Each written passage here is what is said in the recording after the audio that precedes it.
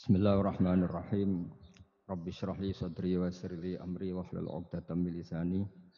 Allahumma shalli wa sallim ala habibika Mustafa Muhammadin wa ala alihi wa sahbihi asma'in nama ba'du. Yang kita hormati bersama Profesor Dr. Adi Wijaya selaku Rektor Telkom University. Di sini kita ditemani dan yang tentu kita hormati Habib Fikri Assegaf. Ada Bapak Kiki, ada beberapa teman tadi yang sudah disebutkan oleh moderator. Langsung saja sesuai tema bahwa kita akan menjadikan tauhid sebagai sumber inspirasi bangsa atau sumber kekokohan bangsa atau sumber ketahanan NKRI. Perlu dicatat bahwa di antara yang sering disabdakan oleh Rasulullah SAW adalah inna minal bayani la sikhron. Jadi penjelasan atau orasi atau argumentasi atau apa sajalah itu adalah bagian dari sihir. Sihir di sini maknanya itu sesuatu yang kayak hipnotis, tapi di sini dalam konteks positif. Dulu ketika periode Rasulullah Muhammad SAW itu pertarungan hak dan batil itu diolah pikir. Olah pikir yang diterjemahkan oleh artikulatif atau sistem verbal. Memang ini agak aneh. Jadi kalau mukjizatnya Nabi Musa itu fisik. Fisik itu misalnya melawan Fir'aun dengan kekuatan tongkat yang super dahsyat. Sehingga Laut Merah dipukul sama tongkatnya Fir'aun, kemudian tongkatnya Nabi Musa, kemudian bisa membelah jadi jalan, Fir'aun tenggelam. Begitu juga nabi-nabi yang lain ada kekuatan fisik yang bisa dilihat sebagai mukjizat. Tapi ketika Nabi Muhammad SAW jadi nabi itu pertarungannya itu ke sistem rasional. Dan yang enggak rasional itu dijelaskan dengan satu penjelasan yang seakan-akan rasional. Ini yang agak jelimet. Sehingga ada wala talbisul haqqo bil batil. Jangan menyampur adukkan hak dengan batil. Saya beri beberapa contoh kejadian. Suatu saat itu ada orang kafir datang ke Rasulullah SAW. Kemudian bertanya, ya Muhammad, jika kambing itu mati betul yang tidak disembelih, bangkel. Itu yang mematikan siapa? Karena Nabi itu orangnya ummi itu lugu, ya yang mematikan Allah. Terus jawabannya si orang kafir tadi, agama kamu itu aneh. Yang dimatikan Allah langsung haram, tapi yang lewat tangan-tangan manusia yang berlumuran dosa halal katanya. Sehingga terus jadi logika yang kok iya ya gitu. Harusnya yang dimatikan Allah langsung kan orisinil gitu. Sehingga orang terus terbelalak, seakan-akan ini hebat. Ya. Dan resikonya Nabi Habib Fikri, resikonya itu enggak boleh fahisan mutafahisan. Corong Jawa Nabi ora oleh cangkem elek, itu resiko. Andai kan Nabi boleh cangkem elek enak, nak halal ya pangan kon. Kalau itu baik ya silahkan makan ya. Tapi masalahnya Nabi tidak boleh seperti itu. Andai kan tidak Nabi kan gampang, ya sudah kalau halal ya silahkan makan. Masalahnya Nabi tidak boleh apa? Enggak boleh berbicara kasar, enggak boleh berbicara buruk. Terus ada lagi beberapa kejadian yang seperti itu, yaitu masyhur suatu saat Sayyidina Ali didatangi seorang kafir juga Yahudi. Ali, kakimu angkat satu, diangkat sama Sayyidina Ali. Angkat dua-duanya, ya tidak bisa. Gitu kok temanmu, maksudnya Nabi Muhammad mengklaim bisa naik langit, gitu aja kamu tidak bisa. Jadi selalu pakai olah kata. Yang ketiga misalnya Muhammad, kita ini punya urusan banyak, punya problem banyak. Dan Tuhan itu dianggap penyelesai problem, halul muskilat, yang bisa menyelesaikan problem. Pertanyaannya, kalau problem kita banyak, Tuhannya satu tidak cukup Muhammad. Kalau problemnya banyak, ya Tuhannya harus banyak. Sehingga ketika Nabi membawa tauhid, protes mereka, komplain mereka, aja'alal alihata ilahau wahida inna hadza la syai'un ujab. Masa Tuhan satu wong problemnya banyak, urusannya banyak. Kalau urusannya banyak itu hanya harus banyak.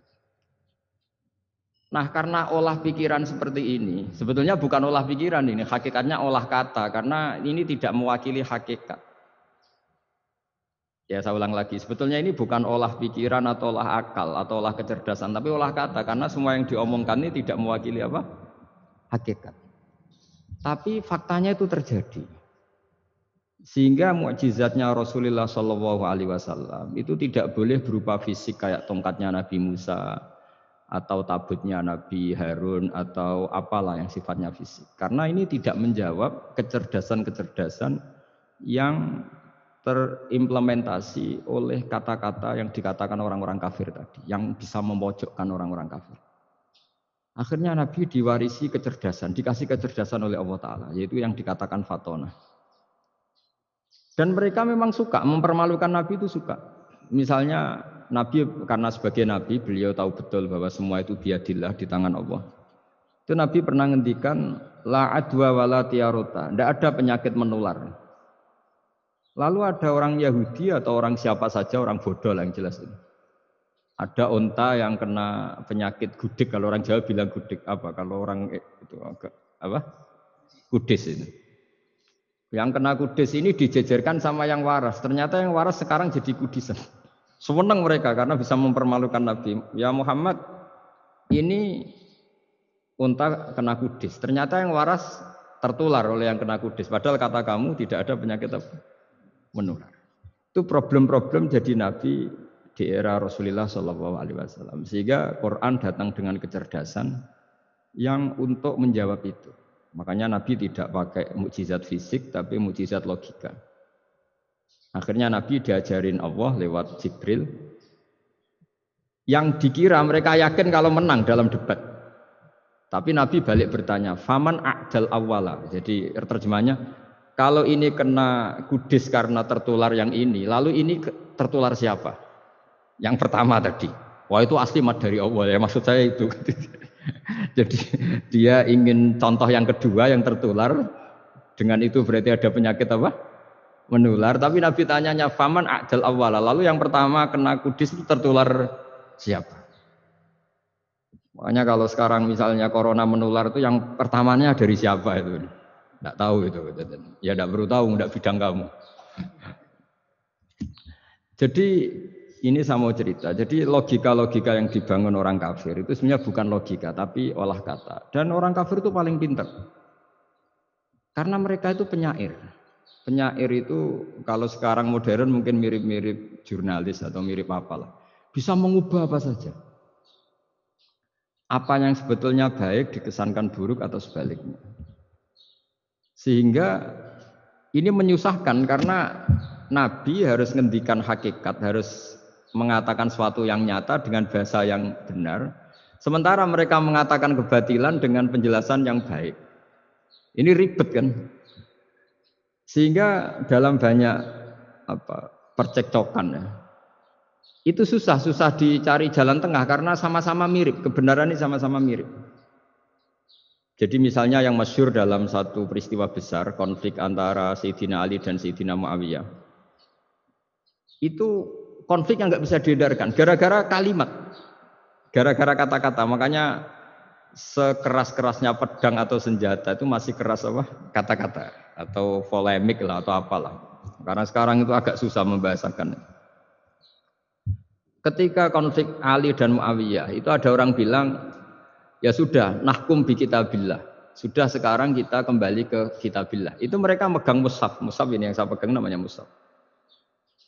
Seakan-akan itu benar karena orang Islam harus kembali kepada kitabullah. Pertanyaannya lalu Ali kata Ali, fadharabal mushafa biyadihi. Sayyidina Ali nepuk mushaf ini keras sekali. Sal hadal mushaf kata Sayyidina Ali. Kalau kita harus kembali ke Quran, coba tanya ini. Mushaf ini ya, mushaf seperti milik saya ini. Akhirnya orang-orang Khawarij bilang, innama huwa waraqun wa madadun. Itu hanya kertas sama tulisan. Bagaimana mungkin kita bertanya? Pas itu adalah orang Khawarij itu orang yang enggak mau ngakui Ali juga enggak mau ngakui Muawiyah. Dan Sayyidina Ali sama Sayyidina Muawiyah sudah sadar mau bikin mediator, mau bikin solusi jalan tengah. Jadi sebenarnya dua beliau itu orang baik, gara-gara diprovokasi orang Khawarij terus jadi bentrok. Orang Khawarij bilang, nggak ada Ali, nggak ada Muawiyah, yang ada adalah kitabullah, yaitu mushaf. Benar, secara zahir benar, memang orang Islam harus kembali ke mushaf. Tapi Sayyidina Ali pinter, sal hadal mushaf. Kalau gitu tanyakan mushaf itu. Ketika Sayyidina Ali dan Sayyidina Muawiyah sudah sepakat bikin perdamaian. Akhirnya singkat cerita, innama huwa raqun wa wadadun, kata orang-orang Khawarij itu hanya kertas dan pena. Kenapa bisa disuruh atau diminta jawaban? Terus kata Sayyidina Ali, enggak bisa toh kamu tanya mushaf, ya enggak bisa. Makanya tanya saya katanya. Akhirnya Sayyidina Ali memberi penjelasan, wa in khiftum shiqaqa bainihima fab'asu hakaman min ahli wa hakaman min ahliha. Jika dua mempelai suami istri itu ngalami konflik, di mana-mana orang konflik roh raine serasa seneng nek. Kita kalau sedang marah, semuanya lah kalau sedang marah sama istri itu roh raine serasa seneng. Jadi sing ganteng ra ketok gantenge. Ketok elek etok. Sehingga kalau ngomongi anaknya, dasar nakal kok bapaknya gitu. Bapaknya gitu, nanti dasar cerewet koyo ibuke. Makanya alhamdulillah banyak anak kita yang mewarisi nakalnya bapaknya dan nakalnya ibunya. Karena sabdonya mesti seperti itu. Jadi anak kita ini korban cara ngomong kita. Maka kita tidak wali itu harus syukur karena omongannya nggak mandi. Itu kalau kita wali, itu anak kita jadi orang buruk semua. Karena kita ngomong dasar goblok koyo ibuke. Dari ibuke dasar nakal koyo bapake. Berarti anak kita punya status goblok dan nakal. Tapi alhamdulillah yang ngomong itu tidak wali sehingga diabaikan saja sama Allah. Gak penting. Ngomongannya orang tidak wali itu tidak penting. Makanya tidak wali itu tetap punya sisi positif. Kalau ngomong tidak ngefek. Tapi kalau wali itu direspon sama Allah. Langsung ya. Tapi kalau wali ya tidak ngomong gitu. Jadi kalau orang nggak suka itu nggak boleh ketemu. Karena tambah benci. Sehingga butuh mediator. Itu sudah, ini termasuk ilmu psikologi Quran. Kalau orang sedang tidak cocok itu nggak boleh ketemu. Pakai apa? Mediator. Jika suami istri sedang konflik, itu sebaiknya, seharusnya atau sayugyanya itu kirim mediator. Fab'atsu hakaman min ahli wa hakaman min ahliha. Iyurida islaha yuwaffiqillahu bainahuma. Terus kata Sayyidina Ali, wa amru ummati Muhammad a'zamu min amri rajulin wa imra'atin. Dan urusan umat Muhammad yang kita sedang konflik dengan kekuatan besar dan bisa pertumpahan darah, itu lebih ngeri timbang urusan suami dan istri. Itu saja solusinya mediator. Artinya sesepele itu urusan pribadi saja Allah menyuruh ada mediator. Apalagi urusan kita yang lebih dahsyat. Akhirnya mereka ngakui cara istimbat, cara ngambil kesimpulan Sayyidina. Jadi ini masalah-masalah yang orang bilang seakan-akan benar. Sudah kita kembali ke Quran, kembali ke Quran. Quran yang mana? Wong kamu tidak paham. Lama-lama tanyanya cetakan mana ini? Ribet kan? Makanya saya ini bikin gerakan besar-besaran yang dulu saya ngaji tafsir lama sekali dengan Mbah Mun. Ngaji sama bapak saya, sekarang alhamdulillah sering diskusi sama Pak Quraisyab. Karena kita ini butuh dan saya punya teman akrab Gus Zofur juga doktor tafsir.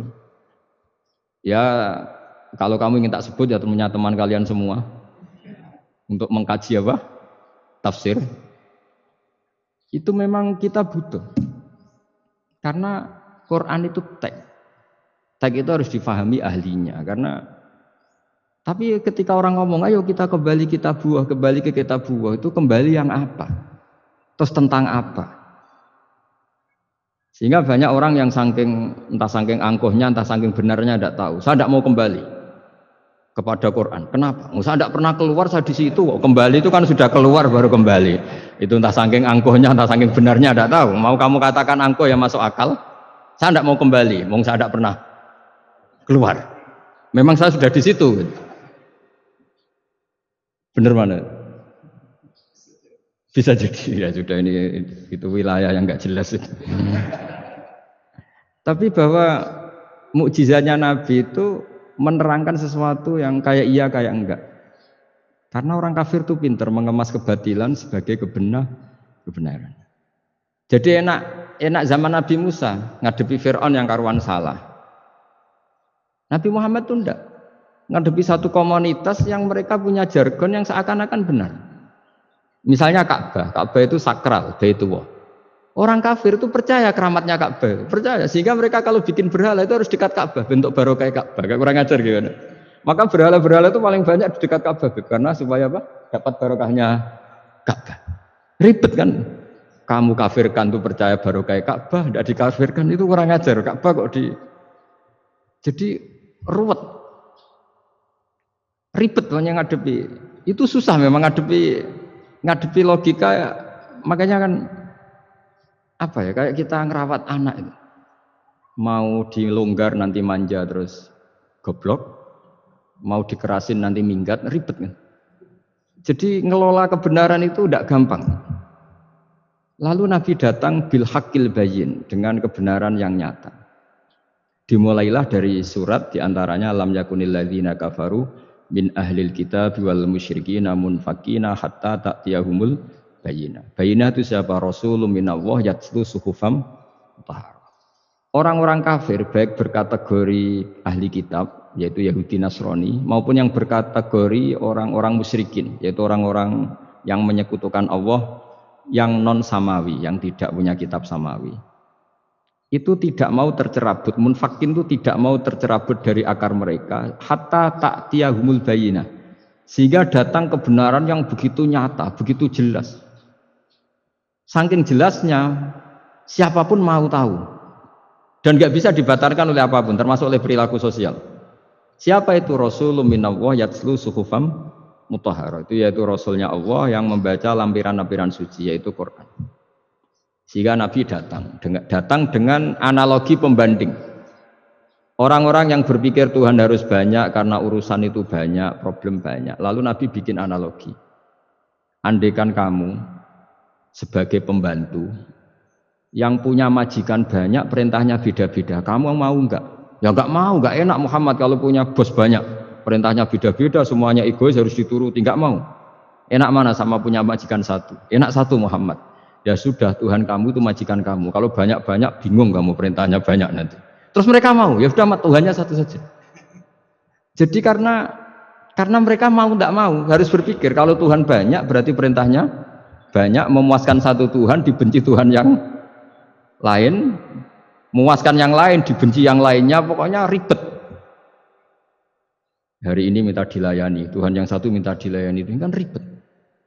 Jadi Nabi itu pakai logika yang gampang, makanya ketika Allah menjelaskan itu, ngendikan Allah darabawa masalar rajulan fihi syuraka mutasyakisuna wa rajulan salamal dirajul hal yastawiyani masalah. Alhamdulillah. Allah bikin satu perumpamaan, ada orang yang punya majikan banyak, yang satu punya majikan hanya satu. Hal yastawiyani masalah, nasibnya enak mana? Enak yang punya majikan satu karena standarnya jelas, SOP-nya jelas. Akhirnya mereka sadar, oke, Muhammad Tuhannya satu saja. Lalu dalam pertanyaan-pertanyaan yang lain, misalnya tadi masalah Sayyidina Ali, masalah dibully lah kalau sekarang itu Nabi menjawab ya dengan rasional. Karena mau tidak mau. Karena Nabi tidak dibolehkan pakai mukjizat zaman itu. Untuk awal-awal jadi Nabi itu nggak boleh pakai mukjizat. Karena mukjizat itu punya sisi yang sangat-sangat fatal, yaitu kalau Allah sudah menurunkan mukjizat, itu sekali nggak diimanin itu harus ada azab. Nabi ingin umatnya itu nggak kena azab. Makanya ketika Allah Taala wa ma mana'ana an nursila bil ayati illa an kadzdzaba bihal awwalun. Cara terjemahan bebasnya gini, Muhammad, saya tidak ngasih mukjizat kamu kayak Nabi Musa, kayak nabi-nabi sebelum kamu yang berupa fisik. Itu problemnya satu, sekali saya menurunkan mukjizat, tren umumnya ini didustakan. Ketika didustakan, saya punya alasan menyiksa, wong sudah tak perlihatkan sebegitu jelas kok tetap didustakan. Maka sekali saya menurunkan mukjizat, kata Allah, wa ma nursilu bil ayati illa takhwifa. Saya memberikan satu ayat itu hanya warning, hanya peringatan bahwa ini akan ada bahaya azab. Sehingga karena pilihannya itu Nabi milih gak ada mukjizat yang seperti nabi-nabi sebelumnya. Milih mukjizat yang ilmiah, yaitu Al-Qur'an yang kita warisi sampai sekarang. Alhamdulillah. Karena kata ulama-ulama, nah ini pentingnya penjelasan. Andaikan mukjizat kita itu hanya tongkat, maka hanya ada di museum. Kita lihat tongkatnya Nabi Musa, mungkin klaimnya ada di Turki. Mukjizat tabut kita lihat lagi di ya di manalah tempat di museum apa. Tapi kalau mukjizatnya Al-Quran, itu umatnya Nabi akan merasakan nikmatnya ila yaumil kiamat. Misalnya kita dalam bersuami istri atau dalam berkeluarga atau dalam bermasyarakat. Itu Quran kalau nasihati kita gampang sekali. Misalnya wa ashiruhunna bil ma'ruf fa in karihtumuhunna fa asa an takrahu syai'a wa yaj'alallahu fi khairan katsira. Sudahlah kalau sama istri itu yang baik. Jika ada watak istri yang kamu nggak suka, dalam ketidaksukaan kamu itu ada kebaikan yang banyak. Kamu nggak suka karena kalau istri kamu sering marah, kamu nggak suka. Sukanya yang senyum. Tapi kalau senyum terus sama orang lain juga senyum, ribet kan kamu. Jadi sudah anggap saja ada hikmahnya. Semua itu ada hikmahnya. Kalau istri kamu marah tidak kelihatan marahnya, dipendam, itu enggak ekspresif. Cara akting sinetron enggak masuk itu. Tapi kalau marah kelihatan marahnya itu ekspresif, itu kecerdasan itu Pak. Bisa menumpahkan keinginan. Wah itu bagus ini. Jadi disuruh lihat sisi apa? Positif. Imam Syafi'i itu pernah ketemu seseorang yang di depan beliau cium tangan hormat. Suatu saat dikasih tahu sama santrinya yang lain. Orang yang mencium kamu, wahai Imam Syafi'i itu di belakang ngerasani kamu, bully kamu. Kata Imam Syafi'i, baguslah. Kenapa? Berarti saya wibawa, di depan saya tidak berani. Jadi enteng saja. Beliau dikasih tahu, tetangga kamu banyak yang benci engkau ya Imam Syafi'i. Baguslah, tidak akan utang saya. Justru yang kenal-kenal itu yang utang-utang itu. Jadi enteng terus, jadi dunia ini dianggap gampang saja. Coba kalau istri kamu sedang rukun sama sedang marah itu murah mana? Murah marah, kalau rukun minta ke mall pusing. Jadi ulama dulu itu murah mana? Marah sama rukun. Kalau sedang harmonis minta kemana? Mahal kan? Kalau pas marah. Jadi ulama dulu itu lucu, apa ya? Gampang sekali nanggapin sesuatu itu. Imam Abu Hanifah itu kalau ketemu yang utang beliau itu dia yang sembunyi karena malu. Kalau kita kan enggak yang sembunyi yang utang, kalau Abu Hanifah enggak. Yang sembunyi itu Abu Hanifah. Kasihan dia malu kalau ketemu saya, kan masih punya utang saya. Itu kalau kamu ingin jadi wali itu gitu, kalau ketemu yang utang kamu yang lari. Itu bisa bank tutup karena yang lari yang ngutangin. Dalam cerita-cerita wali itu unik-unik. Rabi'ah Adawiyah itu pernah kemalingan, itu beliau sembunyi. Malingnya nyari apa, dia sembunyi. Habis itu ditanya, kenapa engkau sembunyi? Sama lu sama malingnya, karena rumah saya nggak ada yang bisa dimaling karena karena enggak punya kok. Jadi ini kalau berpikir rasional kan ada Habib Fikri bahasa rasional. Ini tak latih berpikir yang agak-agak rasional. Nah, Nabi itu diutus dalam kondisi masyarakat yang rasional. Sehingga repot. Dan yang tidak rasional itu punya kecakapan olah kata sehingga seakan-akan rasional. Makanya ada kalimat terkenal di kalangan ulama, kalimatu haqqin urida bihal batil. Omongannya benar, tapi maksudnya tidak benar. Kayak tadi, la hukma illa lillah. Tidak ada hukum kecuali yang ada di Quran. Tidak ada hukum kecuali yang diturunkan Allah. Pertanyaannya, apa itu? Ya Quran. Lah iya apa? Makanya kata Sidina Ali, ya sudah, sal hadal mushaf. Tanya mushaf kamu. Wah ya tidak bisa, itu kan hanya kertas sama tulisan.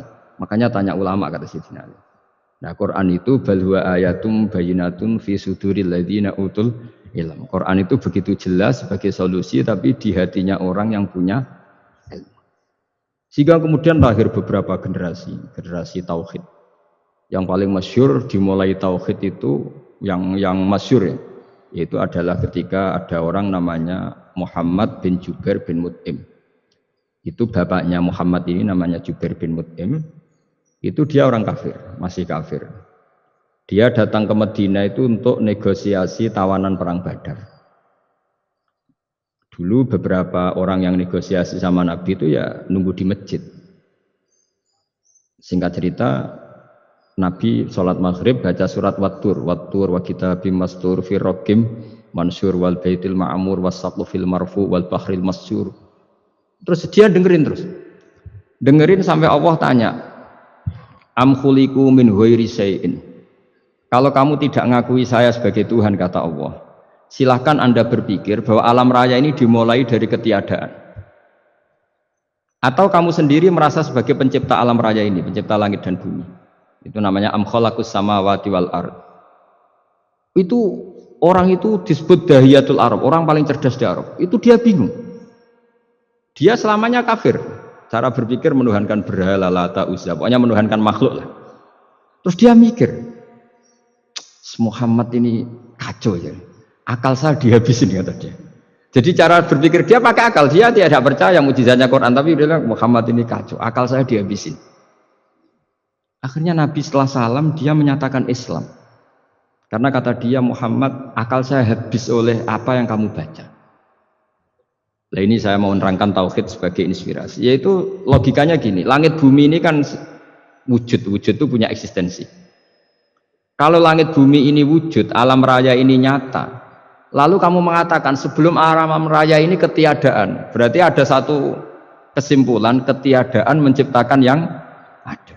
Itu malah gendeng bareng.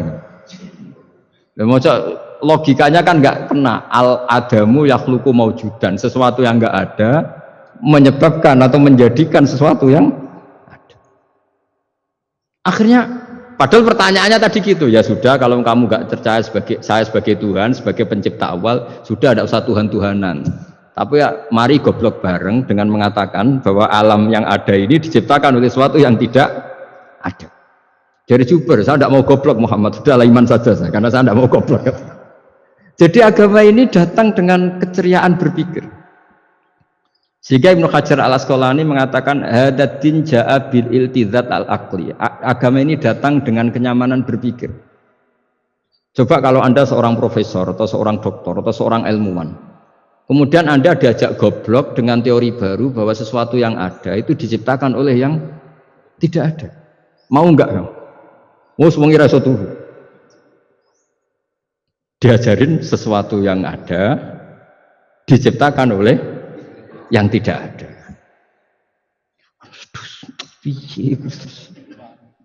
Gak keren lagi. Gak boleh ya, sudah. Jadi tauhid itu. Nah, kemudian lahir ulama-ulama baru yang cara ngarang sama. Ini kitab yang dulu saya ngaji sama Syekhina Kiai Maimun Zubair Mbah Mun. Itu kemudian ulama-ulama baru, kata Yai Mbah Mun itu juga bapak saya sering pesen, orang itu harus tahu zaman. Menerangkan tauhid itu kalau ulama dulu itu dimulai dari kalimat yang mungkin yang ngaji saja bingung. Al-alam mutawwir wa kullu mutawwir hadis la budda mim muhdis. Itu sampean dengar mesti anggap jimat, itu apa itu? Itu doa apa gitu. Doa jalbur rizki apa gitu. Padahal itu logika. Tapi terus ulama-ulama modern itu ngarang seperti ini ada gambar. Ini kitab yang saya dulu ngaji sama Mbak, itu digambar seperti ini. Maksudnya digambar seperti ini gini, penjelasannya gampang. Sampean kalau gambar seruat apapun, misalnya gambar gedung tingkat 5 atau gambar gunung atau gambar apa saja. Mbok seruat apapun gambar itu dimulai dari satu titik. Tadi hadhil awalim kulluha, bahwa alam semua ini dimulai dari nuqtatil wujud, ada titik wujud. Dan karena ini wujud penyebab harus bersifat awal, makanya Allah itu selain wujud harus bersifat al-awwal, kalau bahasa pondok al-qadim. Karena tidak mungkin yang menciptakan kemudian kalah dulu dengan yang diciptakan. Begitu juga Imam Al-Amudi. Imam Al-Amudi itu jadi wali itu karena dia ahli matematika. Sampai muridnya itu eskal, ini guru saya masuk surga enggak, kalau ngajar itu senangnya ngajar matematika. Beliau ahli usul fikih, ahli fikih, tapi senangnya ngajar matematika. Sampai muridnya sanksi, ini masuk surga enggak ya? Walhasil dalam cerita keramat beliau, sama ndak usah tuh saya tidak percaya, kamu tidak wali, kok tidak percaya gimana? Ribet sekarang gitu, orang kalau nggak nekuni sesuatu terus nggak percaya, ribet. Itu beliau masuk surga itu dijamin dapat surga itu karena ngajar matematika. Tapi di hati beliau hanya satu, matematika adalah satu ilmu yang dimulai dari angka 1. 0, itu tetap dimulai dari 1, nggak bisa. Akhirnya beliau cerita, angka 2 atau 3 nisbatul wahid wal isnaini ila mi'ah wa ila ma la nihayatallah, semuanya sama, nisbatul far'i ilal asli, kata beliau. Mbok angka 2, 3, 1000 sampai 1 miliar itu perbandingannya dengan angka 1 apa hubungannya? Al-far'i ma'al asli, yaitu angka 23 adalah cabang dari angka 1. Jadi alam raya sebanyak apapun, ada galaksi, ada Mars, ada apa saja, tetap dimulai dari wujud yang 1, yaitu wujudnya Allah Subhanahu wa ta'ala. Jadi beliau menjadikan matematika sebagai alat perangkat untuk tauhid, bahwa alam raya ini dimulai dari al-wujudul wahid, wujud yang 1. Makanya kul huwallahu ahad, Allahus somad, lam yalid walam yulad, dan seterusnya. Nah, makanya ketika orang menyoal hukum adat yang menipu kita, adat itu sunnatullah yang kita lihat, itu Quran mesti mengembalikan wahwaladzi yabda'ul khalqa tsumma yu'idu wa huwa ahwanu alaih. Sebagian di surat Yasin diterangkan ansha'aha awwala marrah. Ketika kita lama sekali, namanya manusia itu lahir dari seorang bapak dan ibu, ini lama sekali. Yang namanya telur itu lama sekali lahir dari ayam, keluar dari ayam. Yang namanya pohon besar itu mesti dari biji yang kecil. Karena lama itu terjadi, seakan-akan kita ngomong, kita berkeyakinan tahu-tahu ada pohon besar itu mukhal, tahu-tahu ada manusia ini mukhal. Makanya ketika ada figur yang bernama Isa bin Maryam, itu orang kafir Yahudi itu menolak, bagaimana mungkin ada manusia tanpa bapak. Oke, itu menyalahi prosedur lazim, protap lazim. Tapi kata Allah gimana? Inna masalah Isa indallahi kamasali Adam. Kalau Isa mukhal karena tanpa bapak, harusnya Adam lebih mukhal karena tanpa bapak, tanpa ibu. Jadi artinya apa? Allah tetap mengingatkan bahwa kudroh saya yang pertama itu menjadikan semuanya mungkin tanpa perangkat adat. Maka kitab ini yang saya baca ini, milik Sayyid Husain Afandi ini, itu menjelaskan bahwa hukum adat itu menipu. Saya ulang lagi, hukum adat itu menipu. Ketika ayam mengeluarkan telur kemudian menjadi ayam lagi. Terus kita berdebat, telur sama ayam dulu mana? Menurut Anda milih mana? Milih apa? Telur. Kalau ini, yang kubu sebelah ini. Ayam apa telur? Telur. Ayam. Ayam lahir dari Nah, pertanyaannya begini kalau menurut tauhid. Ketika lazim kalau telur itu nanti suatu saat jadi ayam, terus ayam kemudian lazim mengeluarkan telur. Ketika Anda mengatakan mungkin kontribusi Anda terhadap kemungkinan itu apa? Kan sama, Anda tidak ikut menciptakan. Wong tidak ikut menciptakan kok menvonis mungkin dan tidak mungkin, kamu itu hanya saksi. Makanya pertanyaannya Allah, loh ketika itu kamu anggap mungkin, kontribusi Anda itu apa? Kan hanya melihat. Kamu sendiri tetap tidak mampu bikin telur, Anda juga tidak mampu bikin ayam. Artinya meskipun telur jadi ayam, ayam jadi telur sampai kiamat, tetap ada kontribusi kudrohnya Allah Subhanahu wa ta'ala. Bukan berarti berdiri sendiri, wong kamu yang bilang mungkin ya nyatanya enggak berkontribusi. Sehingga kalau suatu saat Allah bikin telur dari batu atau ayam keluar dari batu, bagi Allah itu enggak masalah, tapi bagi kamu masalah. Bagaimana mungkin hewan keluar dari batu? Ini logikanya gimana? Loh memangnya ketika telur dari ayam itu logika kamu gimana coba? Kamu ikut bikin enggak? Nah ini di sini pentingnya mukjizat. Akhirnya Allah bikin mukjizat, ada satu onta besar keluar dari batu, yaitu mukjizat Nabi So. Kamu memasalahkan, ini gimana onta kok keluar dari batu? Lalu kalau Allah tanya kamu, gimana telur keluar dari ayam? Loh ini biasa Gusti mungkin, memangnya kamu bisa? Berarti bagi orang yang tauhid, yang wali, keluarnya ayam dari telur sama onta dari batu itu nisbatnya sama. Sama-sama semuanya di luar kontribusi kita. Kenapa yang satu kamu katakan mungkin, yang satu kamu katakan tidak mungkin? Toh kamu sama-sama tidak terlibat. Itu cara berpikir tauhid. Artinya apa? Orang-orang wali atau orang-orang alim meskipun melihat telur keluar dari ayam tiap hari tetap subhanallah, subhanallah, Allahu akbar. Karena ini keajaiban. Tapi kamu kan enggak taunya ajaib itu yang aneh-aneh itu.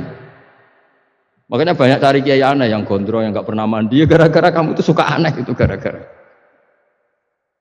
Dong ini ya. Dong itu tahu ya. Jadi mbok sesering apapun alam raya ini ada siklusnya. Biji jadi pohon, pohon kemudian mengeluarkan buah, buah ada biji.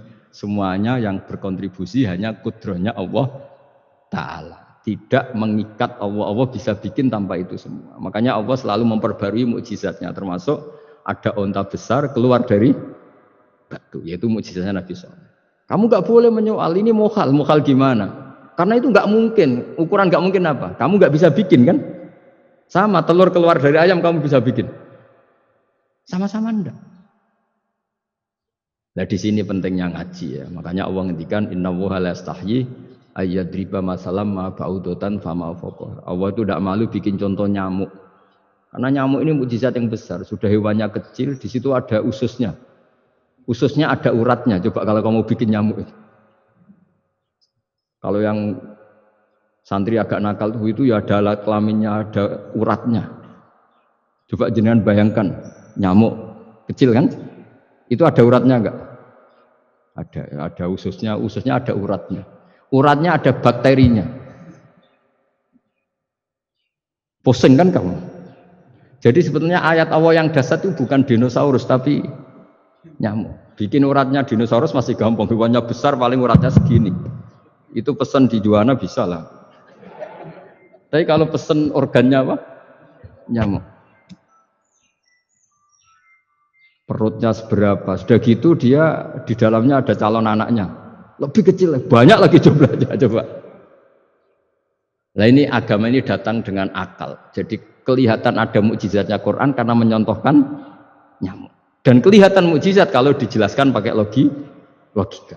Yaitu kayak apa susahnya bikin nyamuk. Sudah kecil ada organnya, organnya ada uratnya, uratnya ada kumannya, kumannya ada uratnya. Pusing enggak? Makanya tidak ada kampus yang siap memaklumatkan diri sanggup bikin nyamuk. Karena ya enggak sanggup tadi. Lah itu mukjizatnya Quran. Jadi agama ini ketika ulama-ulama ja'a bil iltizazil aqli. Agama ini datang dengan kenyamanan berpikir. Makanya kita nanti kalau mau mati itu yang seneng saja. Kita tidak tahu caranya hidup, tahu-tahu lahir, tahu-tahu hidup, tahu-tahu punya hutang, tahu-tahu banyak masalah, tidak tahu kita. Nanti kalau mati juga gitu, nggak ingin mati, tahu-tahu mati. Nanti nggak tahu-tahu bangkit. Makanya sudah alaiha nahya wa alaiha namut wa biha nubasu insyaallah taala minal. Makanya kata Sidina Ali kalau ada orang susah hidup, kamu lahir keinginan kamu apa keinginan Allah ya? Keinginan Allah. Kamu mati, misalnya orang frustasi ingin mati ya tidak bisa mati. Kalau Allah tidak menghendaki ya tidak mati. Ya sudah, zaman kita hidup ya tidak bisa mengelola kehidupan ini ya sudah. Kalau mati juga tidak bisa mengelola kematian ini. Makanya terus kita diajarkan inna sholati wa nusuki wa mahyaya wa mamati lillahi rabbil alamin. Berhubung kita tidak tahu ya sudah hidup kita, mati kita semua di tangan Allah. Sudah kita pasrah saja. Senais jame mati aja, serau usah pamit, sudah mati aja, sudah gak ribet. Makanya wali-wali itu ya biasa ngelihat kematian itu, bukan karena yakin pasti masuk surga ya enggak. Kata wali-wali itu di dunia ya Tuhannya Allah yang ngurusi kita ya Allah, nanti di akhirat ya sama. Itu tauhid ya. Jadi saya ulang lagi ya, jangan terjebak hukum adat. Karena dalam hukum adat itu sebenarnya Anda tidak aktor tapi hanya saksi. Yang namanya telur keluar dari ayam, ayam mengeluarkan telur. Tapi sebetulnya ini tidak mengikat. Allah bisa saja bikin hewan dari yang lain. Kayak tadi mengeluarkan untanya Nabi Shalih dari batu yang apa? Besar. Ya wah itu mukhal, bagaimana mungkin? Nah memangnya ayam jadi telur, telur jadi ayam, Anda ikut berkontribusi kan enggak? Andai kan Anda menyaksikan kudrohnya Allah Ta'ala di semua kejadian. Yaitu Allah bisa bikin nyamuk, nyamuk ada organnya, organnya ada uratnya. Dengan reputasi seperti ini maka kita akan mensifati Allah innahu ala kulli syai'in qadir, bahwa Allah bisa melakukan apa saja. Wa huwa ala kulli syai'in qadir, diulang-ulang. Sama Indonesia yang sekarang seperti ini, yang kata orang ada yang bilang terbelakang, ada yang bilang tertinggal dari Eropa. Mungkin dalam kudrat Allah untuk bikin Indonesia lebih makmur dari sekarang, bisa mengalahkan negara-negara yang lain. Jadi kalau kamu ingin, tapi Indonesia banyak masalah gini-gini, bagi Allah mudah saja menyelesaikan masalah. Tetap inadzalika ala wahi yasir. Kita harus optimis bahwa semuanya bagi Allah mudah. Tapi cara berpikir ya tadi dengan reputasi Allah bisa bikin nyamuk. Nah nyamuk sulitnya di mana ya tadi, sudah kecil punya organ, organnya punya urat, uratnya punya bakteri, bakterinya punya organnya bakteri, mungkin ada bakteri lagi. Pusing kan? Ya jangan, nggak usah dipikir kalau pusing. Ya jadi terus yang terakhir saya mohon kalau baca Quran sebisa kita ada yang diangen-angen. Jadi Allah kalau mendorong kita mengakui eksistensinya Allah, Allah sering ngendikan yang mudah-mudah. Misalnya saya ini yang menciptakan kamu, saya yang menciptakan kamu. Falau la tusaddiqun, sudahlah, saya ini nahnu khalaqnakum. Saya ini pencipta kalian, Bu Yao. Hubungan kamu itu dengan saya. Urusan kamu terdekat itu dengan saya, kata Allah, bukan dengan yang lain. Karena saya menciptakan kamu, kata Allah. Tapi kita ini aneh, jadi manusia itu aneh.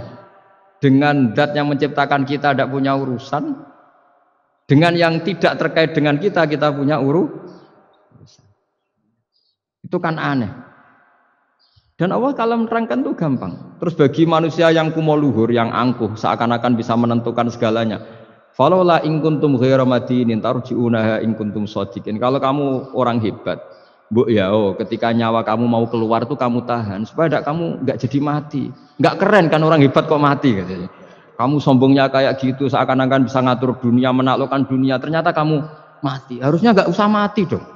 Kata Allah, falaula in kuntum ghaira madinin tarji'unaha in kuntum shadiqin. Makanya falaula idza balaghatil khulqum wa antum khina idin Mbok ya orang-orang yang keren, yang merasa hebat, yang biasa ngatur dunia, mbok ya ketika mati itu jangan mau. Ya ini sensitif wilayah. Ya saya kira demikian ya, semoga lewat ngaji ini kita kembali ke tauhid yang benar lewat penjelasan-penjelasan yang akli, yang rasional. Saya pastikan agama ini datang dengan al-iltizadul akli, kenyamanan berpikir. Kayak apa susahnya kita dengan jadi ateis? Karena harus punya rumus bahwa yang ada diciptakan oleh yang tidak ada. Itu kan jadi aneh. Makanya ukuran iman, salasun man kunna fihi wajada halawatal iman. Ciri utama iman itu nyaman, halawah itu manis. Karena ya itu tadi apa yang dibawa oleh Quran dan hadis sesuai akal kita. Maka masyhur di kalangan para ulama ada pepatah, laulam yakun maja'a bihi Muhammadun dinan lakana fi aqlin nasi hasanan. Kalau saja Muhammad tidak maklumatkan kalau ini agama, akal pun akan setuju bahwa yang dibawa itu hal yang luar biasa. Karena agama ini tidak lam yusodim al-aql, agama ini tidak akan menentang akal. Liqaumi ya'qilun liqaumi yatafak. Kalau ada orang bilang akal saya itu menolak faham agama, itu akalnya yang perlu dicek ya. Ada masalah itu pasti.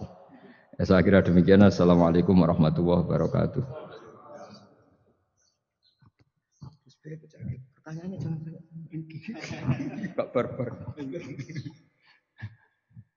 Baik, alhamdulillah telah mendengarkan paparan yang cukup sangat menarik dari Gus Baha. Monggo kalau ada pertanyaan dari Bapak Ibu sekalian di sini, silakan mungkin. Monggo Mas. Semua Mas.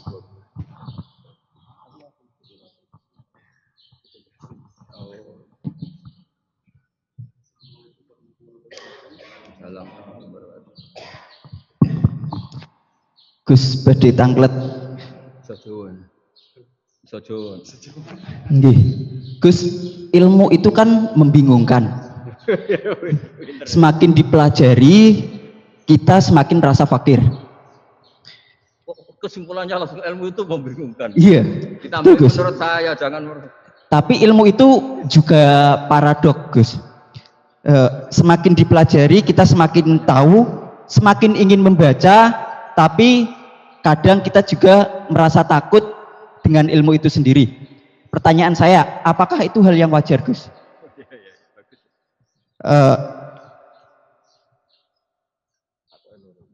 Terus, Gus, untuk saat ini ilmu itu banyak yang disalahgunakan. Orang yang berilmu dibuat salah dan disalahgunakan. Pertanyaannya adalah supaya orang yang benar itu tetap benar walaupun disalahkan dan disalahgunakan, guidance-nya itu apa, Gus? Karena semakin kesini banyak yang nggak berilmu ngaku berilmu, yang berilmu disalahkan dan disalahgunakan. Terima kasih. Wassalamualaikum warahmatullahi wabarakatuh. Anak gue jenengan. Oke, matur nuwun. Mas Ahmad Saifuddin. Pertanyaan itu kesimpulannya agak jelas itu, tahu-tahu. Ilmu itu menyenangkan bukan membingungkan. Enggak, itu maksudnya gimana kok tahu-tahu ilmu itu gimana tadi? Membingungkan. Misalnya ilmu tentang apa? Ilmu tentang IT. Iya. Yeah. Semakin ngerti IT, semakin biasanya orang semakin ngerti IT itu semakin banyak disalahgunakan. Jadinya banyak orang yang justru berilmu itu takut untuk muncul ke permukaan. Padahal itu justru ya dibutuhkan. Makanya ilmu itu membingungkan. Dia semakin dipelajari, kita semakin fakir, semakin merasa fakir ilmu, tapi kita juga semakin ingin tahu, semakin banyak membaca. Makanya menurut saya ilmu itu membingungkan. Semakin dibaca kita semakin bingung, tapi semakin pengen tambah ngerti. Dan semakin ngerti, kita semakin fakir ilmu. Kan bingung nih Gus. Oh ya bagus lah kalau ada yang bingung bagus lah. Ya semoga bingungnya Anda tetap bingung. Jangan ngajak saya bingung. Gini ya, jadi kalau misalnya IT atau teknologi apapun, Islam datang itu kan ngatur ketentuan efek ya. Misalnya mudahnya komunikasi bagi orang yang soleh mungkin terus dipakai ngaji, dipakai kebaikan, dipakai menjaga NKRI. Bagi yang tidak baik, dipakai alat selingkuh, alat memecah belah bangsa, dipakai alat adu domba. Jadi Islam datang ya sudah ketentuannya yang dipakai maslahat itu halal, yang dipakai madarat itu haram. Islam hanya ngajari itu, tapi bahwa penemunya yang menjadikan semuanya mudah. Dulu kita nelpon hanya dengar suara, sekarang pakai apa? Bisa tatap muka. Itu dianggap ilmu yang objektif, belum punya akibat. Nah nanti akibatnya tadi kalau nelpon yang apa itu, yang kelihatan wajahnya apa namanya istilahnya itu? Video call. Kalau kamu sama guru kamu, sama ibu kamu ya ibadah. Kalau sama selingkuhan kamu ya dosa kan gitu. Islam hanya membahas itu, tapi nanti ya kan memang hukumnya hanya itu kan. Kalau dipakai positif ya bagus, kalau dipakai negatif ya buruk. Nah Islam tidak boleh terus disalahkan. Ini akibat teknologi maka orang mudah selingkuh. Sebelum ada teknologi yang selingkuh juga sudah banyak. Sekarang ngaji gampang karena ada apa telekonferensi gini-gini. Mulai dulu yang suka ngaji, yang ngaji gampang karena kadang kiai ya tetangganya. Nggak jauh-jauh juga banyak orang bener. Jadi ini kan urusan niat. Meskipun semuanya mudah, kalau nggak ada niat juga susah. Tapi saya kecewa dengan Anda karena mengatakan ilmu membingungkan. Ini saya. Tapi ya bagus lah. Orang jujur itu bagus. Hanya karena beliau bingung, yang aku bingung kan bagus. Jadi nilainya dijujur tadi. Tapi andaikan saya sebagai ilmu itu nggak terima diberi status membingungkan tadi itu. Tapi kalau kita yang ngaji tauhid, ngaji hikmahnya Allah. Semua yang diciptakan Allah itu ada hikmahnya. Misalnya Allah menciptakan manusia itu sebagai pemalas, itu bagus. Bagusnya begini, kalau di bab ibadah pemalas itu buruk.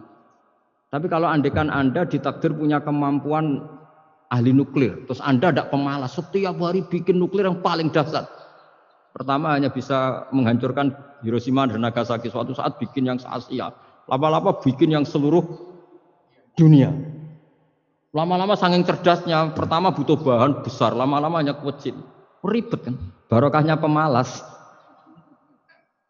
Ngantor, baca koran. Ngantor, ngerumpi. Sehingga yang bagian nangani nuklir itu tidak pinter-pinter banget. Itu bahaya tuh kalau pinter banget itu, karena efeknya itu. Sama sekarang kan ada kacamata pinter beda. Itu kan ketemu orang bisa merekam kan, semua privat orang bisa ribet kan. Nah agama itu ngatur yang halal ya biar halal. Misalnya begini, ada orang ke Mars atau ke bulan. Kita katakan pinter dalam konteks menjelajah alam. Tapi kalau dibalik, rakyatnya miskin butuh makan. Kemudian itu untuk biaya ke bulan. Itu bodoh apa pinter? Membiarkan masyarakatnya lapar karena biayanya dipakai naik ke bulan. Itu pinter apa bodoh? Tapi dari tidak tahu tentang bulan menjadi tahu, pinter apa bodoh? Pinter. Tapi kebutuhannya makan kok malah naik ke bulan, pinter apa bodoh? Ya saya juga bingung kayak Anda kalau nggak apa-apa ya. Ya memang ilmu ada sisi membingungkannya ya nggak apa-apa lah. Bingung-bingung dikit nggak apa-apa. Tapi ya kira-kira sudah bingungnya tambah.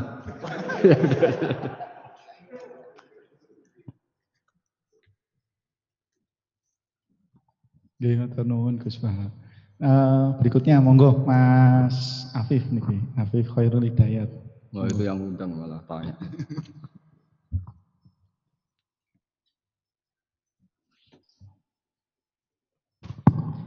Bismillahirrahmanirrahim. Assalamualaikum warahmatullahi wabarakatuh.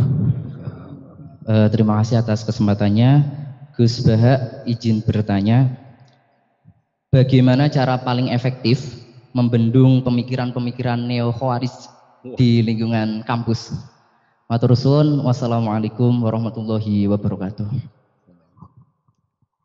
Wah itu jawabnya paling gampang. Biasanya kewajiban itu dibebankan sama yang terkait. Jadi itu tidak saya itu pasti. Saya kan kiai pesantren, kamu kan orang kampus, berarti kewajibannya di Anda bukan di saya. Di mana-mana kewajiban itu dibebankan sama ya. Dah itu jawabannya gitu. Jadi kalau istri kamu yang rewel, jangan tanya saya, istri saya rewel gitu. Kewajibannya ya kamu cari solusi gitu. Kalau Anda punya Pak Komisaris kurang mikirkan jenengan, ya jangan tanya saya, jangan tanya ini. Begini ya, sebetulnya kita juga kadang salah mengkategorikan. Ada neo-khawarij, ada Islam ekstremis, ada moderat. Itu omongannya peneliti ya, itu kan peneliti itu harus mengkategorikan, terus sampling ilmiah harus diputuskan ini kategori apa, solusinya apa, tapi itu analisis. Sebetulnya masalah itu tidak sesulit itu ya. Kalau Allah menghendaki gampang saja. Misalnya Anda berpikir neo-khawarij, kemudian anak Anda sakit, yang ditakdir nyuwun sewu harus hutang tetangga, kebetulan yang ngutangin itu orang Islam moderat. Ini yang sering lupa, para analis itu, saya ulang lagi, para analis itu, mbok ya ngregani pangeran. Saya itu sering ketemu para analis. Sering saya ingatkan, mbok ya kamu itu ngregani Allah. Allah itu punya hak untuk kreasi, punya hak untuk ngatur, punya hak untuk menentukan. Kita misalnya begini, kadang berpikir, orang neo-khawarij tadi itu bisa enggak ekstrim kalau bacanya buku ini atau ngikuti pikirannya tokoh ini, itu kita. Tapi kalau Allah itu enggak. Saya beberapa kali ada kejadian orang begitu benci misalnya sama Muhammadiyah atau benci sama NU atau benci apa. Itu marine mergo anaknya pacaran terus nikah. Mulane corong Jawa gedeng tapi nyanding. Itu dulu banyak kiai yang benci Muhammadiyah. Barang anaknya besanan ya baik-baik saja. Karena nanti cucunya jadi Muhammad NU. Itu buahnya ada 1-2 itu. Sama nanti orang yang kuras gitu ternyata pas butuh bantuan yang nolong itu Islam moderat. Akhirnya kan karena Al-Insan Abdul Ihsan itu ya respect. Jadi, nah tapi kita sebagai analis ngiranya kalau pikiran itu dilawan pikiran, tidak mesti juga. Jadi manusia itu segampang itu. Dulu yang namanya Abi Sufyan itu bencinya sama Nabi, Masya Allah juga sebaliknya. Tapi ketika Ummi Habibah jadi istrinya Nabi, itu kebencian yang penggemar Abi Sufyan dan Nabi cair. Begitu juga Juwairiyah. Makanya ketika ada konflik besar antara kelompok-kelompok itu, karena mereka sebagian sudah jadi istrinya Nabi itu, mereka bilang Azharu Rasulullah SAW. Jadi konflik yang se-ekstrem itu selesainya pakai besanan. Azhar itu besanan. Mau tukaran gimana? Mau benci Muhammadiyah gimana? Cucunya sekarang sudah Muhammad NU. Yang NU juga cucunya sekarang. Ya sudah. Akhirnya ya baik-baik saja. Jadi tidak udah ada solusinya. Kalau Allah sudah menghendaki nanti gampang saja. Sama jangan tanya. Lah kapan itu Gus? Yang sadar Tuhan kamu tanya ya, tanya sama Allah. Jawabannya wallahu a'lam. Tapi saya mohon para analis ya, jangan corong Jawa ojo ngilani pangeran. Tuhan itu diberi hak untuk menyelesaikan karena banyak yang di luar dugaan. Wahsy itu menjadi mukmin justru setelah membunuh Hamzah. Khalid bin Walid menjadi mukmin justru setelah menang di perang Uhud. Tapi kalau Allah menghendaki segampang itu. Yaitu ketika Khalid bin Walid menang di perang Uhud karena sahabat melanggar perintah Nabi harus tetap di atas gunung sementara mereka melanggar turun ke gunung. Itu Khalid bin Walid itu, wah Muhammad itu luar biasa. Anak buahnya melanggar saja dikasih sanksi, apalagi kita. Ini berarti orang yang sangat diperhatikan oleh Tuhannya. Terus dia cara berpikir begitu. Akhirnya masuk Islam. Banyak orang masuk Islam itu malah pas menyembah Tuhannya, Tuhan berhala. Itu ada orang Arab, zaman Arab dulu. Pas mau nyembah berhalanya, pas ada luwak kencing di kepala berhala itu. Terus dia, aduh punya Tuhan kok gak keren, gimana? Terus masuk Islam. Jadi dia dapat hidayat pas keliru. Kalau dalam cerita kewalian ya Sunan Kalijogo itu, dia jadi muridnya Sunan Bonang. Kenalan pertama karena begal Sunan Bonang. Pas begal malah jadi murid. Jadi kalau Allah itu punya sekian cara. Kadang kiai itu gak bisa mengislamkan orang, tapi banyak mahasiswa punya pacar non muslim itu yang Islamkan pacarnya. Ribet kan kalau sudah mau apa coba itu memang. Ya sudah, Allah itu diberi hak untuk tetap Allah sebagai Tuhan itu tidak usah. Mbah Mun itu diantara yang sering dikatakan beliau itu dulu saya juga agak protes dengan tanda kutip, tapi beliau ngendikan ya saya sami'na wa ata'na. Kata beliau gini, hak sok itu sing gawa agama nang Indonesia itu pegawai negeri. Yang bawa agama kemana-mana itu pegawai negeri. Saya sempat protes. Lah santri bah, mau santri karuan mau santri. Tapi setelah saya jadi kiai, ya bebas. Setelah saya jadi kiai ini kan sudah jadi kiai betul, sudah jadi kiai betul. Tanpa SK. Kalau komisaris pakai SK, kalau kiai itu nggak usah SK. Setelah saya jadi kiai itu sering ada tamu dokter, ada tamu tentara, ada tamu pegawai-pegawai negeri. Itu bilang, saya ini dokter. Karena saya dokter. Kadang datang di pedalaman Papua, NTT itu kan atas nama dokter, yaitu di puskesmas desa-desa tertinggal. Karena mereka muslim berkebutuhan Islam, yaitu ada sholat, ada masjid, ada akhirnya dibikinkan. Dan orang ke sana, orang di sana yang mau apa coba? Wong itu negara. Coba kalau yang datang kita sebagai kiai, dianggap misionaris kan? Artinya begitu juga di Belanda misalnya atau di New Zealand atau di Jerman. Saya punya banyak kawan yang turut di kedutaan. Gara-gara persahabatan mereka duta besar, mereka muslim. Gara-gara muslim berkebutuhan bikin masjid. Akhirnya di negara-negara non-muslim juga banyak masjid, dibikin kedutaan, dibikin mahasiswa. Nah, tapi kalau kita jadi analis, mungkin kita hanya agama ini diajarkan oleh ulama, dibawa oleh santri. Tapi tidak seperti itu. Nyatanya Allah dengan kehendaknya bisa saja menyalurkan agama ini lewat PNS, lewat macam-macam. Jadi Allah itu maha kuasa. Makanya kita ini hanya bersaksi bahwa innallaha ala kulli syai'in. Nah kita sebagai kiai memang bantu mengenalkan ahkam fikihnya yang detail-detail itu. Tapi kalau menyebarkan Islam itu Allah punya cara. Saya kemarin pas ketemu Habib Quraisy di antara yang diceritakan itu. Orang Inggris itu kadang kenal Islam itu ya lewat Muhammad Salah itu pemain bola itu. Karena mereka tidak ingin ngamati kiai, yang ingin diamati pemain. Jadi pertama itu orang Prancis itu tidak benci Islam itu gara-gara Zainuddin Yazid Zidane itu. Zizou itu loh. Itu namanya Zainuddin Yazid. Yazid Zainuddin kena bahasa Prancis jadi Zinedine Zidane. Itu dulu imigran dari Aljazair itu dibenci sama orang Prancis. Tapi setelah yang membawa Prancis juara itu adalah seorang Zidane. Itu terus mereka agak benci Islam karena yang membawa kebanggaan Prancis juara dunia. Apalagi kalau nggak salah pas itu ada 3 pemain Muslim Prancis. Orang ngira orang Prancis tidak benci Islam kan nunggu toleransi beragama lewat buku-buku toleran. Ternyata enggak karena pemain bola coba. Kalau Allah menghendaki sampai jurnal-jurnal di Prancis setelah juara dunia siapa bisa membenci orang Aljazair? Mereka harga kita, mereka martabat kita. Padahal dulu pandang sebelah. Dulu itu orang di Inggris, pemain Inggris, itu kalau mau sholat susah, mau puasa susah. Terus mereka ingin minta hak puasa kalau musim puasa. Tapi menjadi mudah di luar dugaan. Manchester City dibeli Sulaiman Al-Fahim. Ya sudah mau apa coba manajernya yang punya muslim. Nah, larang sholat tak pecat kan? Ya akhirnya ya malah ada masjid. Pelatihnya kalau ada yang puasa, gitu, monggo dari akan mau apa coba? Segampang itu kalau Allah mengubah dunia. Makanya disebut ya muhawwilal ahwal hawil ahwalana ila ahsanil hal, ya muqallibal qulub sabit qalbi ala dinik. Ya udah, pokoknya semua itu ya kita ikhtiar tapi tetap yakin Allah yang punya cara. Dalam sejarah yang terkenal Islam masuk Indonesia itu tidak lewat ustaz, lewat pedagang. Versi ya sejarah yang terkenal meskipun banyak versi. Gara-gara ada pedagang, mereka muslim, mau tidak mau ya tetap berkehidupan muslim. Berhubung kehidupan Islam itu menarik, simpatik, akhirnya banyak yang menjadi Islam. Jadi ya sudah seperti itu. Ya saya kira demikian.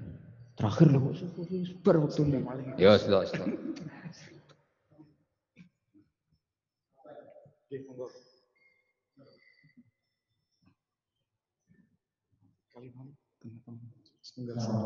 Ya. Ribet ya anak buah minyak.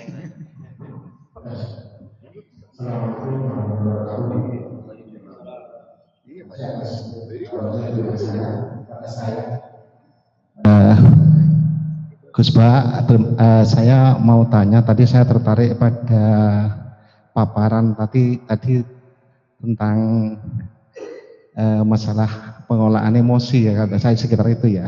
Jadi menghadapi orang misalkan pasangan atau istri atau teman yang apa namanya itu jengkel atau nyengit atau enggak sejalan dengan pikiran kita kok bisa enjoy, bisa bahagia, itu gimana Ustadz ceritanya? Itu apakah juga ada solusi lain, misalkan kita itu ada pelarian lain dalam artian yang positif ya, misalkan misalkan istri atau pasangan kita atau nyengit kita ke hobi ke apa, misalkan kita pelariannya agar kita tidak marah-marah, itu gimana Ustadz? Tadi saya sepintas itu memperhatikan masalah itu karena itu penting dalam rangka ini mengelola inilah biar kita itu bisa enjoy, karena kalau kita itu ada terlalu keras dengan orang atau istri atau teman kan kita tidak bahagia, kudu ngamuk-ngamuk. Nah itu gimana tadi? Makasih Gus, mohon diulang itu. Ya. Assalamualaikum warahmatullahi wabarakatuh. Kamu didatangkan untuk ngulangi itu. Kalau enggak dipecat jadi moderator.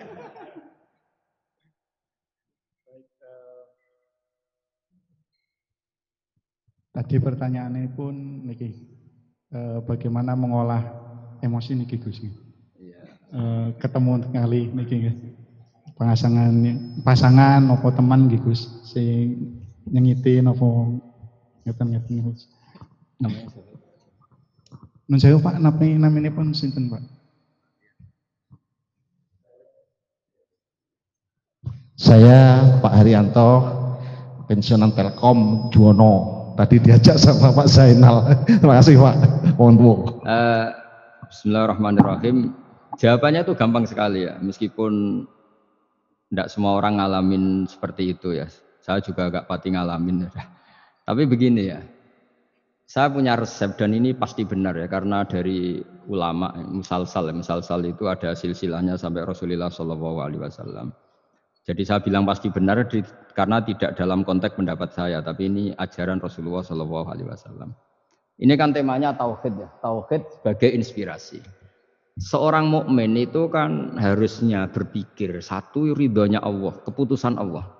Misalnya Allah merintahkan kita baik sama tetangga. Saya berkali-kali cerita setiap pengajian, ada seorang ulama itu punya tetangga itu anak muda itu sombongnya bukan main. Manggil ulama itu, ya Ahmad datang ke saya. Datang, setelah sampai rumahnya bilang, ya Ahmad la hajata libik, saya tidak butuh kamu, silahkan kembali ke rumah kamu. Itu Imam Ahmad santai aja, tetap senang. Setelah sampai rumah dipanggil lagi, ya Ahmad silahkan ke rumah saya. Datang lagi dengan senyum, sampai 3 kali. Ketika beliau ditanya sama pemuda tadi, kenapa Anda tidak jengkel? Padahal perilaku saya jengkelin.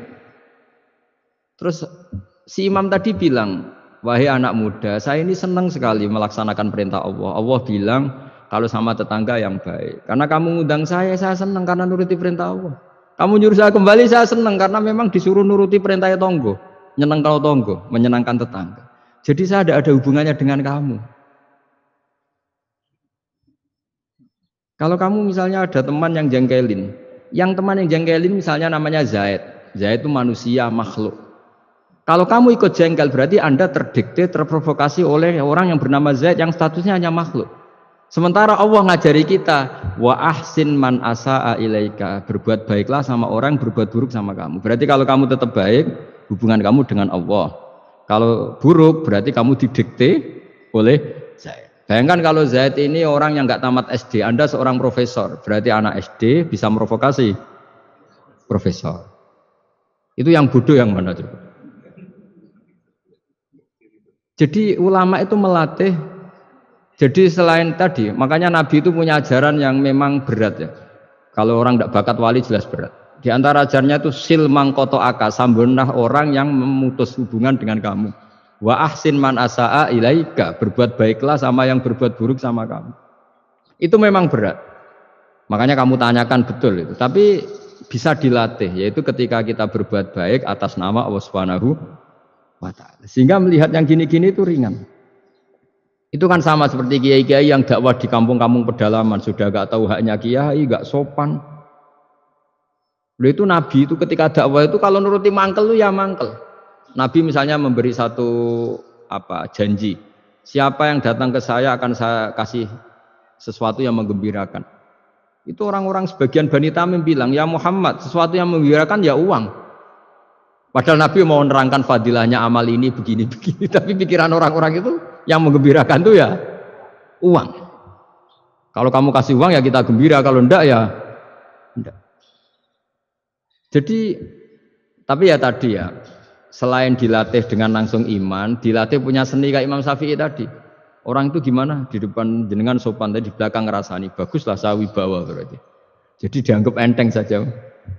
Saya pernah baca juga ada orang ketika kaya temannya banyak, ketika miskin temannya yang dulu banyak, sekarang nggak ada yang jenguk dia. Terus lapor ke seorang Habib, ini gimana Habib? Ketika saya kaya teman saya banyak, ketika saya miskin dibiarkan sendiri, sekarang saya buruh di orang. Ya bagus gitu. Kalau teman kamu tetap main ke kamu dalam keadaan kamu buruhnya orang, mangkuli boto, mangkuli apa, malah kamu malu jadi tontonan. Mendingan mereka nggak datang. Oh ya bagus, alhamdulillah. Jadi coba kalau kamu sudah miskin, teman-teman kamu tetap datang. Pas kamu buruh orang pasti bentak, malu enggak? Milih didolani apa milih enggak? Milih enggak. Dulu pikirannya orang kan. Jadi ulama dulu itu ngelola. Ya saya kira demikian. Ya dilatih. Terakhir ini, kamu sudah korupsi satu ini sudah. Katanya terakhir ini. Oke,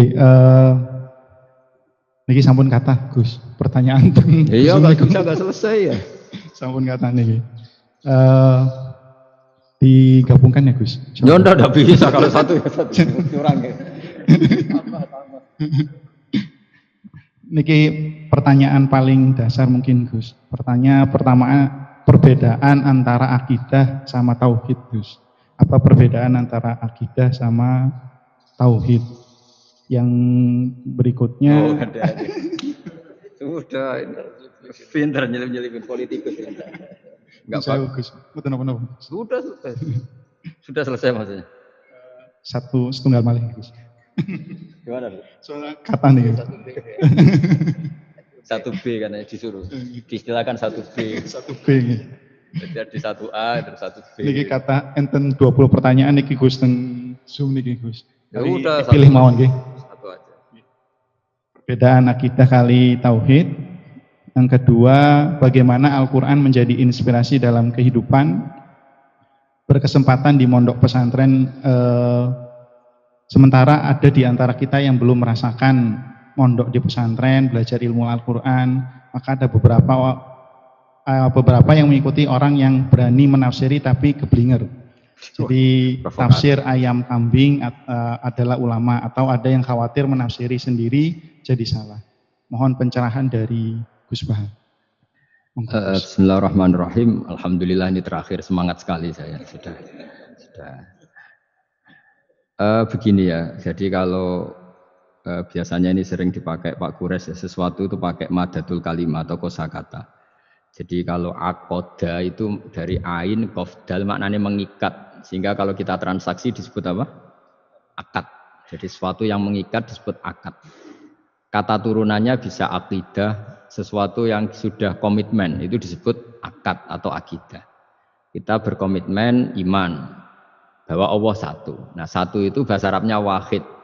Terus dari kata wahada wahidu tauhidan, mengesahkan Allah itu disebut apa? Tauhid. Nah, tauhid itu dimulai la syarikalah, bahwa tidak ada kekuatan di luar Allah yang sekuat Allah, disebut tauhid.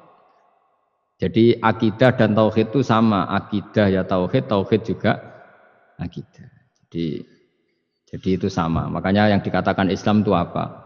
Yang dikatakan Islam itu adalah al-i'tiqad atau al-aqidah bil janan, akidah tertanam di hati, wa nutqu bil lisan, kemudian akidah itu kita lafadzkan, kita ucapkan, wal amal bil arkan, dan implementasi fisik kita juga seperti itu. Makanya yang dikatakan iman, dikatakan ihsan adalah tadi apa? Akidahnya itu ada bil janan di hati, diucapkan bil lisan, kemudian dipraktekkan bil arkan, yaitu anggota fisik, anggota tubuh kita. Sehingga sujud itu dianggap ibadah paling lengkap karena fisik kita ya tunduk sama Allah dengan kepala di bawah. Kalimatnya juga kalimat tunduk, subhana rabbiyal a'la wa bihamdi. Jadi makanya dilafatkan. Nah, dilafatkan itu penting supaya kuat. Makanya kita ini menyesali betul ketika ada perdebatan niat itu dilafatkan apa enggak. Itu enggak penting sebetulnya. Semua kita yang NU atau yang ahli sunnah atau siapa saja mengatakan melafatkan niat itu sunat, jadi tidak mengatakan wajib. Tapi yang menentang dilafatkan juga kebablasan. Nah, melafatkan saja kok enggak boleh.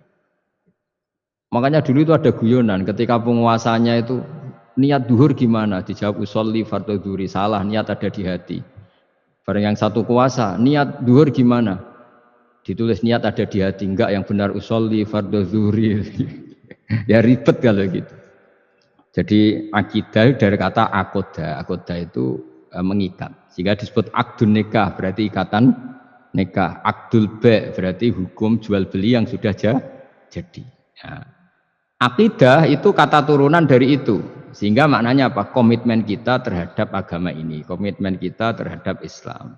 Apa komitmen yang paling dasar dalam Islam? Tauhid, mengesahkan Allah bahwa tidak ada Tuhan selain Allah.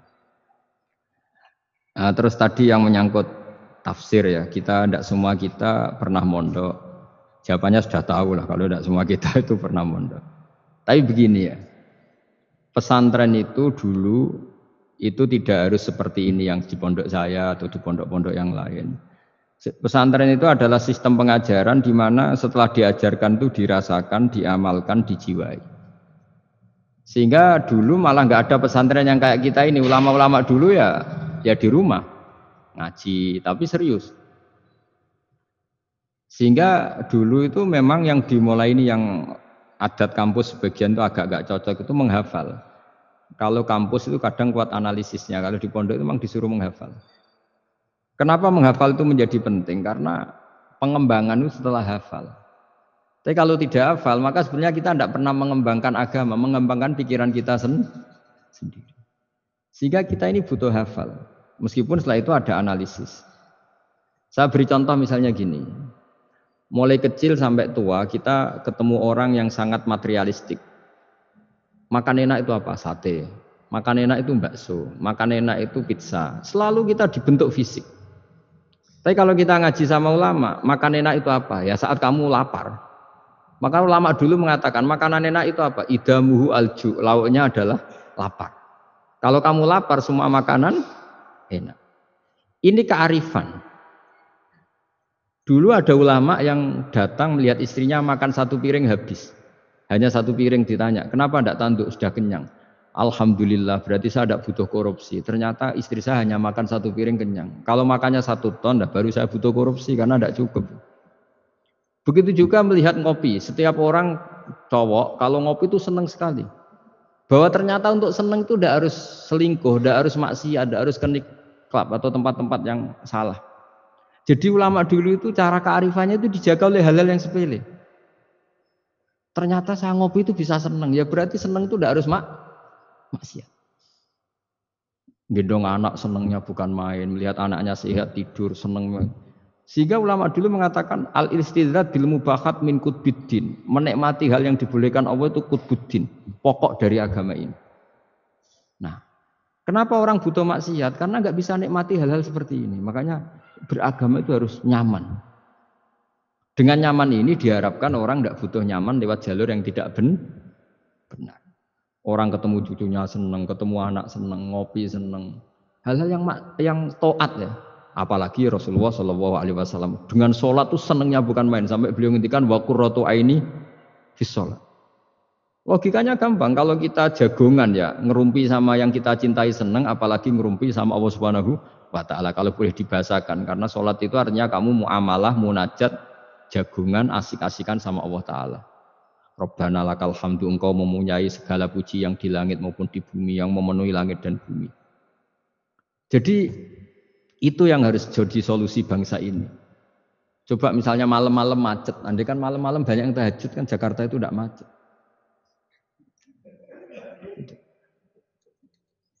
Jadi ulama itu ingin menjadikan taat itu solusi. Makanya kul bi fadlillah bi rahmati fa bidzalika falyafrah. Orang yang sedang tahajud, itu setiap ulama dulu yang tahajud, itu sampai bilang gini, ainal muluk fi hadil ladzah. Enaknya apa jadi raja? Enak ya kita. Sayyidina Ali itu derajatnya tinggi. Di antaranya disebabkan beliau kalau wiridan gini, saya hafal wiridannya.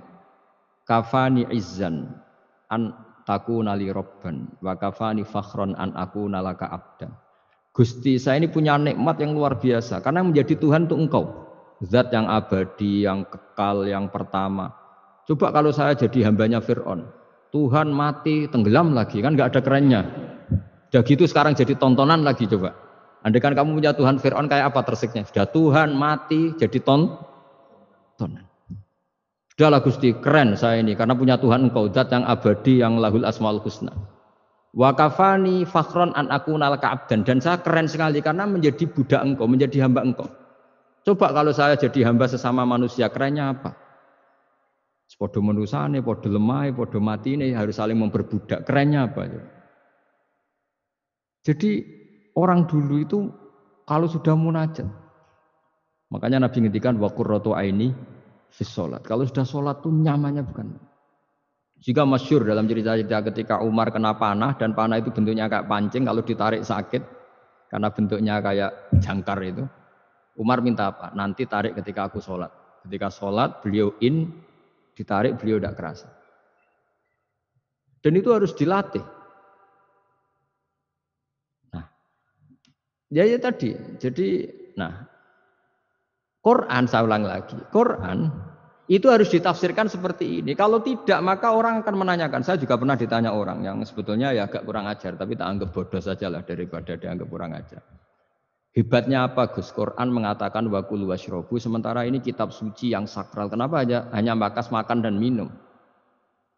Saya bilang orang bakas Alphard, bakas Mars, bakas planet Jupiter itu nggak keren karena nggak bakas nggak mati. Tapi kalau orang nggak makan mati, berarti Quran membakas kebutuhan dasar manusia. Jadi mendesak, makan tuh mendesak. Nah, kenapa harus dibahas? Dalam hukum dunia manapun yang namanya mengambil milik orang lain itu harus pamit. Semua alam ini milik Allah, sehingga kita boleh makan tuh nunggu izinnya Allah. Maka Allah dulu yang ngendikan kulu, kamu boleh makan, baru kita boleh makan. Makanya Islam menganjurkan kita makan baca bismillah, itu pamit yang punya. Kamu pernah beli oksigen, kamu pernah beli buah-buahan sama Allah, tidak pernah beli kan? Itu maling semua itu sebetulnya. Karena tidak pamit sama yang punya. Coba kalau itu milik orang lain, kita langsung makan disebut maling enggak? Sekarang kamu makan itu tanpa pamit Allah, kira-kira maling enggak? Kalau kita keras sebenarnya itu maling juga. Makanya kita dianjurkan baca bismillah. Untung Allah baik, enggak ngelaporkan ke polisi. Nah di sini pentingnya kata kulu wasrobu, makanlah dan minumlah. Artinya kalimat ini punya filosofi yang luar biasa. Tapi andekan ini ditafsirkan orang yang nggak ngerti Quran, nggak ngerti tafsir, nggak punya ad-dzauqus salim, rasa yang baik, maka memang ya ngomong Quran harus ahlinya, sehingga kualitas kulu wasyrobu itu luar biasa. Saya sering sujud syukur karena ayat itu. Ya Allah, betapa baiknya Engkau mengizinkan kita makan rezekimu. Hanya modal baca apa? Bismillah. Sudah gitu oleh ulama dikatakan Bismillah hanya sunat. Kalau enggak juga enggak apa-apa. Cuma sedikit kurang ajar lah ngomong. Tapi kalau kamu tidak ahlinya maka terus malah tanyanya tadi loh. Quran yang katanya hebat kok hanya bakas makan dan minum. Coba misalnya kemarin itu hebat. Coba sudah kamu kemarin tanpa makan. Tetap pokoknya itu makan. Ketika orang mau menjajaki, mau nempat di Mars atau Jupiter, pertanyaannya apa? Di sana ada air enggak? Ada makanan enggak? Penelitian pertama apa coba? Di sana ada makanan enggak? Iya kan? Yang pokok berarti apa? Makan. Itu kira-kira contohnya Quran yang dibaca ahlinya. Itu nanti dengan kualitas seperti itu, pemahaman seperti itu. Udah jangan macam-macam lagi. Udah ditutup pakai subhanallah. Alhamdulillah selesai juga ini. Dipekerjakannya selesai juga. Buat